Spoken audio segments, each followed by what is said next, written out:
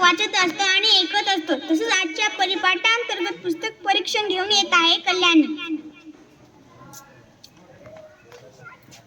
नमस्कार मित्रांनो, कालच मी हे पुस्तक वाचलं. या पुस्तकाचे नाव आहे बालमित्रांच्या छान छान गाणी. या पुस्तकाचे लेखक आहेत प्रदीप गुरुजी पिंपळनेकर. या पुस्तकाचे प्रकाशन केले आहे हृदय प्रकाशन. या पुस्तकाचे पृष्ठसंख्या आहे 120 आणि या पुस्तकाची किंमत आहे 160. मित्रांनो, आपण सर्वप्रथम जेव्हा या पुस्तकाचं मुखपृष्ठ पाहू तेव्हाच आपल्याला हा पुस्तक आवडेल, कारण की या पुस्तकाच्या मुखपृष्ठावर किती छान चित्र दिलेले आहेत बरं.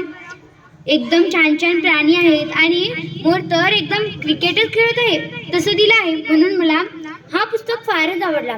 आणि याच्या मलपृष्ठावर शिक्षकांविषयी म्हणजेच या कवींविषयी माहिती दिली आहे. आणि जेव्हा मी हे पुस्तक वाचलं तेव्हा या पुस्तकामधील कविता मला फार आवडल्या, कारण या पुस्तकामधील कविता होत्याच तेवढ्या छान. प्रत्येक कविता अगदी छान आणि भन्नाट पण.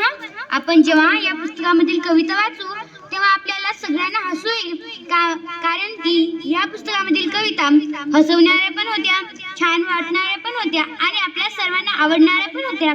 जर हे कविता जर आपल्या छोट्या लहान मैत्रिणी किंवा मित्रांनी जर ऐकलं किंवा भावाने किंवा बहिणींनी जर ऐकल्या तर त्यांना फार आनंद होईल. आणि त्यांना नाही तर आपल्याला पण कविता कशा बनवायच्या आणि कविताची जोड जर आपल्याला कविता बनवायची असेल तर शब्दांची कशी फेक करायची हे पण आपल्याला या पुस्तकामधून कळेल.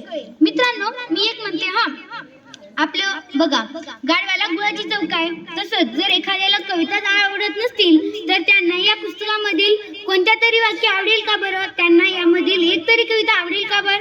नाही ना. म्हणूनच मी म्हणते ना, गाढवाला गुळाची चव काय. आणि या पुस्तकामधील सर्वच कविता फार छान आहेत. त्यापैकी एक आहे बरं का, एक कडवं तुम्हाला सांगते. चतुरपणाचा धनी लबाडी नेहमी म्हणी. चतुरपणाचा धनी लबाडी नेहमी म्हणी. नाव माझं कोलोबा. अगदी बरोबर ना. कोलोबा नेहमी लबाड म्हणतो, म्हणून या कवितेमध्ये त्याचं अगदी बरोबर मांडलं आहे. आणि या पुस्तकामध्ये जास्तीत जास्त प्राण्यांविषयीच आहे. आणि जेव्हा आपण हे पुस्तक वाचू तेव्हा आपल्याला